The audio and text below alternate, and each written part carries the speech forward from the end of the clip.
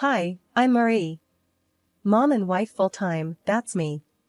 Paul, that's my husband, works a trading gig, and let's just say he's married to his job just as much as he is to me. Used to scribble down thoughts on books, reading between and beyond the lines, but these days I'm more about reading bedtime stories to our boy, Jack. Life threw some curveballs early on, lost my parents when I still needed them. That was rough. Then along came Paul, with a family in tow. His folks were the real deal, good people, you know. Took me in, no questions. Made me feel like I finally belonged somewhere again. Been with Paul for years now, since those college days when love seemed to be enough to fill any void. We settled into a rhythm, he at work and me taking care of everything else. But man, did that rhythm skip and stumble when Jack came into the picture. Paul changed, or maybe this was always him, just waiting for a reason to surface. He'd come home on a Friday night with a few too many drinks in him, loose-lipped and surly. "You gotta start shedding that weight, Marie," he'd snipe after slipping off his tie. "You barely fit in those jeans anymore." I'd be lying if I said it didn't hurt, but I told myself to brush it off, toughen up, maybe he'd cool down by morning. But mornings just brought hangovers and silence until the next round. The house became this place where I tiptoed, trying not to set Paul off. Jack, little trooper, he could feel it too, sticking close, watching his old man with wide, careful eyes. One particularly rough Friday, Paul came home and made a beeline for the fridge, crack open a cold one. I was on the floor with Jack, blocks scattered around. "Another day in paradise, huh?" Paul sneered, leaning against the counter. I forced a smile. Just the usual, you know, chasing after this little tornado. I ruffled Jack's hair, but my heart wasn't in it. Paul tossed his head back, downing half the bottle. "Maybe put some of that energy into a workout routine, eh?" I bit my tongue, counting to 10 in my head. "I'll look into it," was all I managed, shuffling Jack into his pile of toys, anything to escape the cutting edge in Paul's tone. But the weight wasn't just on my hips, it was on my chest, heavy, making it hard to breathe. I didn't know who I was in Paul's eyes anymore. I had finally shaken off those last stubborn pounds. It felt good, kind of. But Paul, well, he had a talent for finding flaws. My sweats and baggy tees were the new target. "Jesus, Marie, you dress like you're living at the gym. When was the last time you dressed up? Remember how you used to look?" There he was, leaning on the doorframe with that look that said everything his words didn't. I glanced down at my stretched-out mom life tee and yoga pants. "This is just practical, Paul. You want me all dolled up to do laundry and wrangle our son?" One corner of his mouth curled up like he had just made a successful trade. "I dunno, how about looking good for your husband? That used to matter." I sighed, rolling my eyes. "Well, unless my husband starts taking meetings at the playground or the grocery store, I think I'll stick with practical." He shook his head, chuckling without humor. "You used to care, Marie." His voice trailed off as he wandered back toward the living room, his disapproval hanging in the air like a bad smell. Then there was Jack, our boy, trying to navigate the shaky terrain between us. I was teaching him please and thank you, thinking manners mattered. Paul caught a bit of our lesson one afternoon and scoffed. "Look at you, teaching him to be Mr. Manners. You want him to get trampled on?" "Manners are important, Paul. It's about respect," I said, trying to keep my voice even. "Respect is earned, not politeness the least," he shot back. "He needs to toughen up, not be some yes, please pushover." Then the whole freeloader thing started. One night, Paul came home, tie askew, looking like he had won and lost the same fight. "Nice day?" he asked, sarcasm heavy as he glanced around what I'd come to see as our minefield of a home. I put down Jack's toy and braced for what was coming. "Just the same, dealing with tantrums and spills. How was work?" Paul's laugh was short and sharp. "Work? Oh, it was just dandy, supporting a parasite." My cheeks burned. "Excuse me?" My voice was a little too loud. Jack's eyes flitted from me to Paul, sensing the shift. "A parasite, Marie." "I work, you play house," he said, each word pointed and heavy. That's the thanks I get? I am raising our child, Paul. Your child. That's work. That's vital, I said, my voice rising now, too. Jack started fussing then, picking up on the tension. I swept him up into my arms, trying to shield him from the fallout. Paul had a knack for knowing when he'd pushed too far, and his next words were more measured. Marie, I go out there and deal with sharks all day. Come home, and what? I don't know, something different. I can't be your one-man show, Paul, I said softly, trying to defuse the bomb that our marriage had become. I'm here, juggling a million things for us, for Jack. We looked at each other then, really looked, and I wondered if he saw the plea in my eyes. The help me, back me up, be with me that I felt screaming inside. But he turned away, the finality of his silence telling me that no, he didn't see. He didn't want to. One day, the disrespect boiled over. Jack scrunched up his little face and called me a name, a real zinger. He got it from Paul. You're just a lazy bum, he had hurled at me, his tiny voice bitter and angry. I felt like I'd been slapped. What? Jack, no, you can't say that, I stumbled, shocked. He folded his arms, stubborn as his dad. Dad says it, so can I. That was the last straw. When Paul got home, I was waiting, steaming like a forgotten kettle. You know what your son called me today? I laid into him without waiting for an answer. Paul dropped his keys on the counter and chuckled, clearly not seeing the line had been crossed.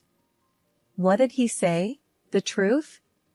He tossed his words over his shoulder as he walked to the fridge, his casualness like acid on my skin. Is that funny to you?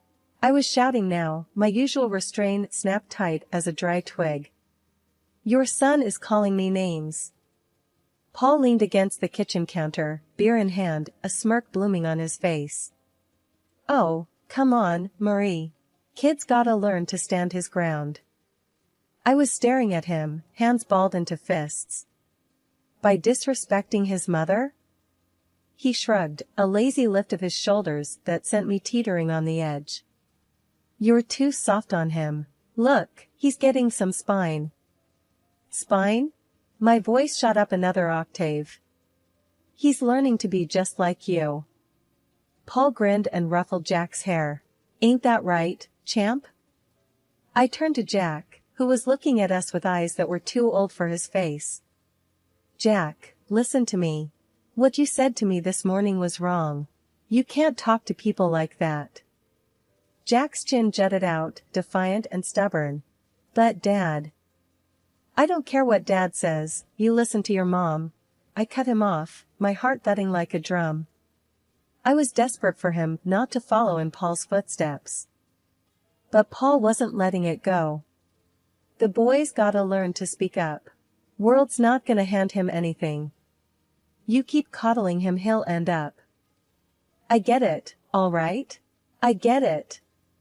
I cut him off, feeling the weight of his words like a physical thing on my chest. But there's a line. You don't get it, do you?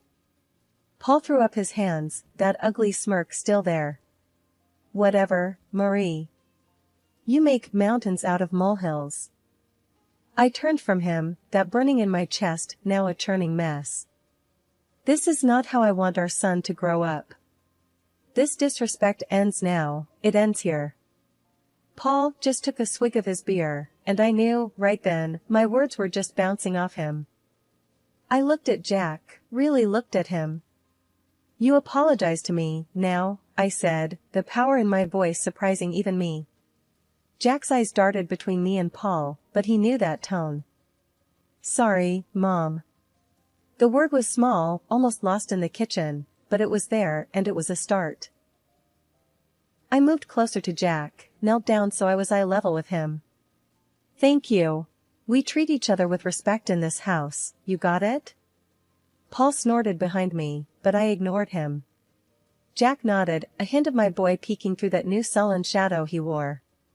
It was a crack in the wall Paul was building around him, a crack, but also a starting point. I stood up, squared my shoulders. We're going to fix this, Jack. No more name-calling, no more disrespect. We're better than that. I took Jack's hand, and we left the room, leaving Paul and his smugness behind us. I stood there on the sidewalk, my phone shaking in my hand. It was one of those moments where your gut ties up in knots. There, across the street, Paul was laughing it up with some woman. Blonde, curvy, and looking at my husband like he was the last piece of chocolate in the box. My thumb pressed record before I even decided to. The walk home felt a million miles long. A part of me hoped it was a misunderstanding. But deep down, I knew. Back in our kitchen, I threw my keys on the counter. Paul was sitting there with a beer, like he always did, but today the sight of him made me sick. Without a word, I tossed my phone on the table in front of him, the video playing. Care to explain? Paul looked at the screen, his eyes going hard when he saw what was on it. He muted it, placed it calmly on the counter, and then looked straight at me. Yeah, she's beautiful, he said, his voice dripping venom. You used to be like that. I felt the slap of his words, my cheeks flaming with anger, my body tense. So, that's it, huh? You parade around town with some woman while I'm at home? Paul stood up, his chair scraping back against the tile. He was too close now, his voice low and mean. What, you stalking me now, Marie?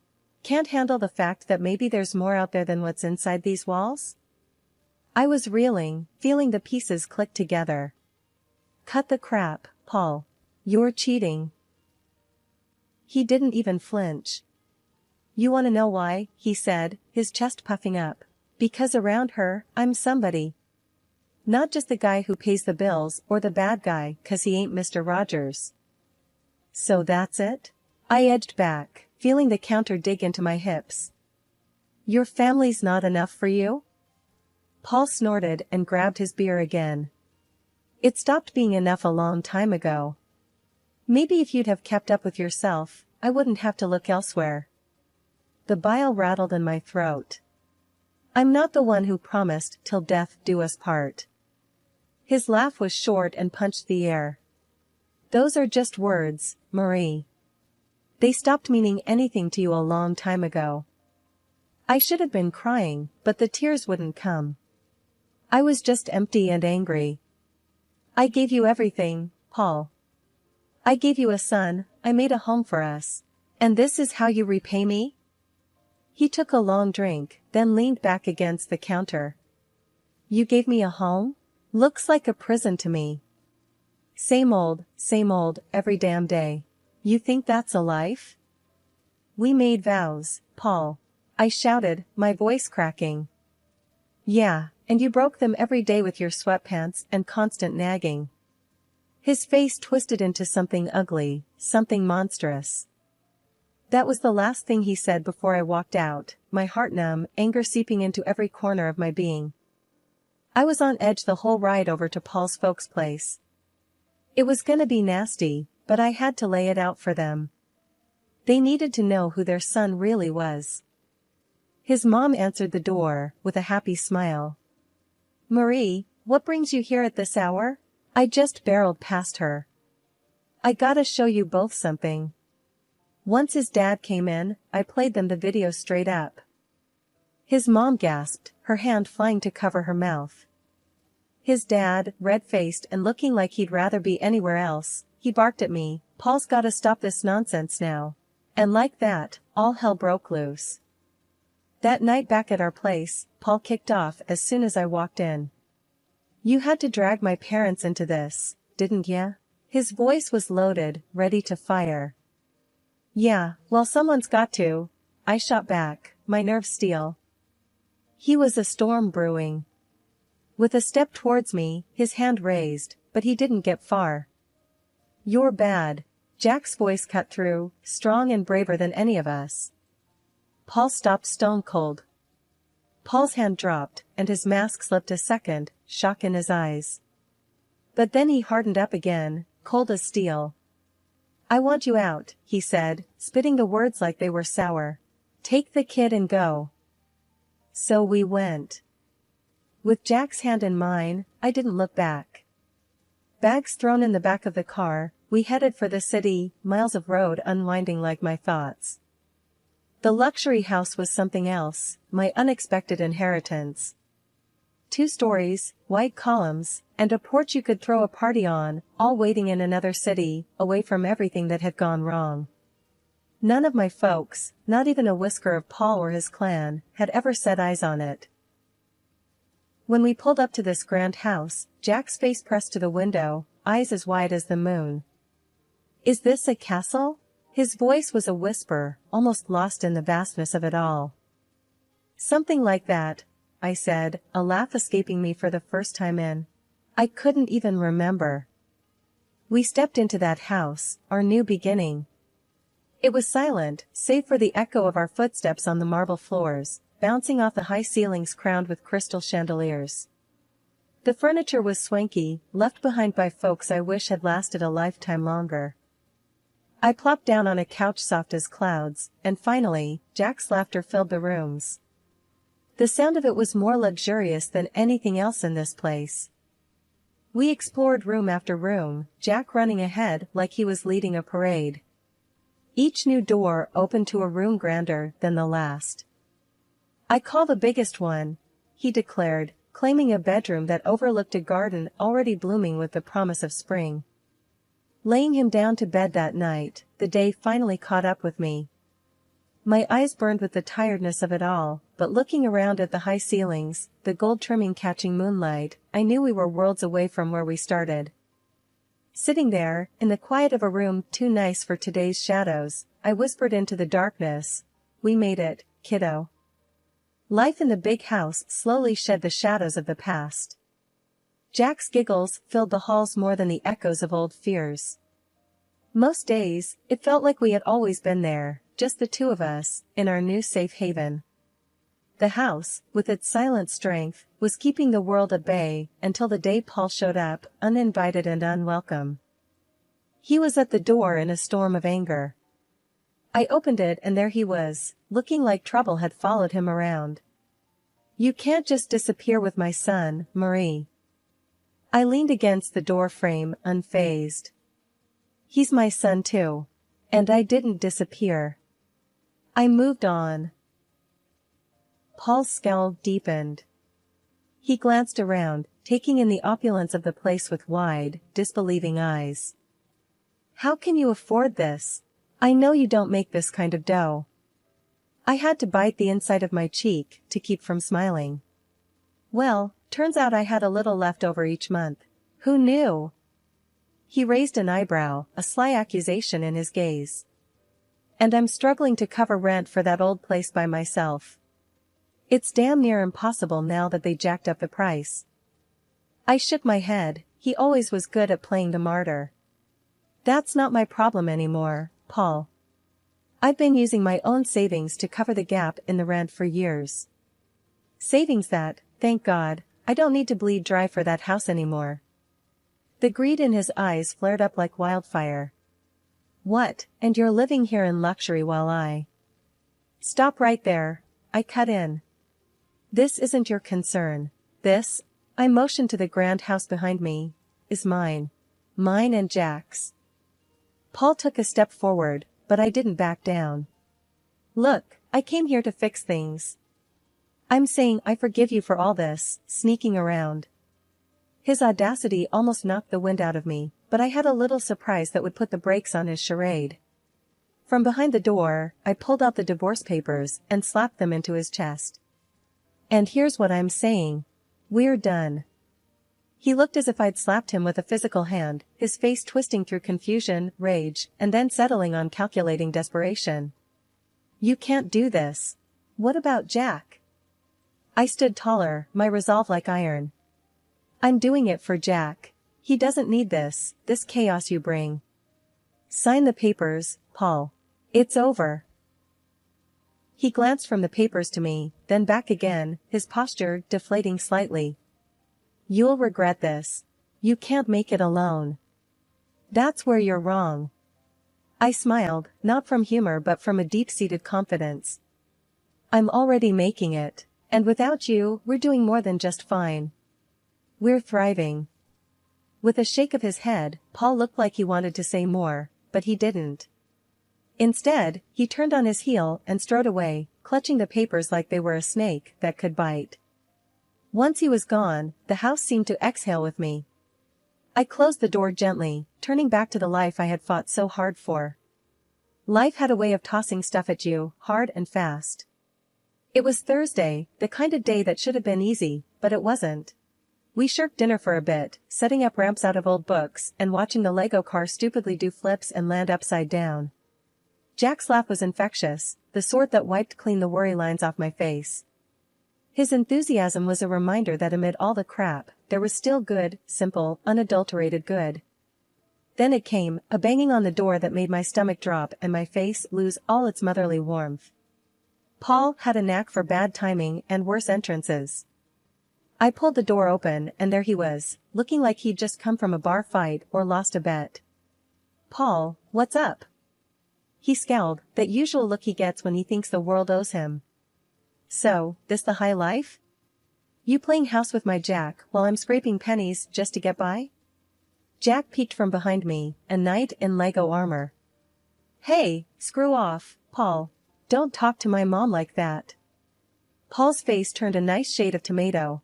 "The hell? You let him talk like that?" I stood there, hands on hips. "He's expressing himself. Something I should have done with you a long time ago." Jack came out from behind me, all fierce. "Yeah, get lost. My mom, my rules." Paul's anger was something else, a storm that had nowhere to go. "You think you're smart, huh? Talking to your old man like that." Jack squared his shoulders, a small David to Paul's Goliath. "Don't gotta think. I know it. Mom knows it." Paul opened his mouth, but nothing came out. There was Jack, staring him down, waiting. This was no place for Paul anymore, no place for his bluster and noise. After a tense moment, Paul shook his head, muttered something under his breath and stormed off the porch. Jack turned to me with this look, the kind of look that said, "We got this." I nodded, all the agreement he needed. We went back to boiling pasta and racing Lego cars. That's how we do it, simple, nothing fancy. We just keep on. I was gabbing on the phone with Miss Dottie, Paul's mom, who was more my family than is now. "Honey, you just holler if there's anything you need, 'kay?" Her voice was always a warm blanket over the line. "We're all good, Miss Dottie. Really, couldn't be better," I assured her, twisting the cord around my finger. She hummed a pleased note. "Just makes my heart full to hear that. Keep on keeping on, you hear?" Frank, her husband, yelled from somewhere behind her. "Tell her that any time she wants to send over some of that lemon meringue, we won't complain." A genuine laugh burst out of me. "Expect a pie on your doorstep soon, Frank." Exchanging a few more pleasantries, we hung up. I shook my head. If someone had told me last year I'd be mining gold from the wreckage of my married life, I would have laughed in their face. Jack pulled on my sleeve, waving his drawing like a 5-star general. "Look, Mom. This is our house." I looked down. His scribbles had heart. A big square house and 2 stick figures, a little one and a tall one, with sloppy grins and a lopsided sun shining down. The swing I'd put up for him stood out in green and brown strokes. "That's us, right?" A dumb question, really, but it made him nod with pride. "And I'm gonna sell my art, make us rich." There was serious conviction behind his toothy smile. "If you do, you're buying me that fancy coffee I've been eyeing?" I nudged him with a wink. He nodded, his expression all business. "Only the best for my mom." And just like that, the knot in my chest loosened a bit more. Sundays were like that, full of little miracles. The thing was, life had done a real number on us, but it was looking up. Paul got slammed by the door he let hit him on his way out. The fancy house he rented to impress his mistress? Turned out to be a couple of sizes too big for his wallet. Now he was cooped up in a tiny apartment, the kind of place his pride wouldn't have let him consider a year ago. And the mistress? She hightailed it the minute his pockets turned up empty and his promises hollow. But that was a tale for some other time. Right now was about Jack and me, and the park we were marching to, hand in hand. We stepped out, and the door clicked shut, a soft full stop to one chapter before immediately kicking off the next. Jack tugged me towards the park, his excitement bubbling over. I didn't glance back at our home, no need. Ahead was everything that mattered, me and my boy, parts of a world that kept on spinning, even when you felt like you'd fallen off.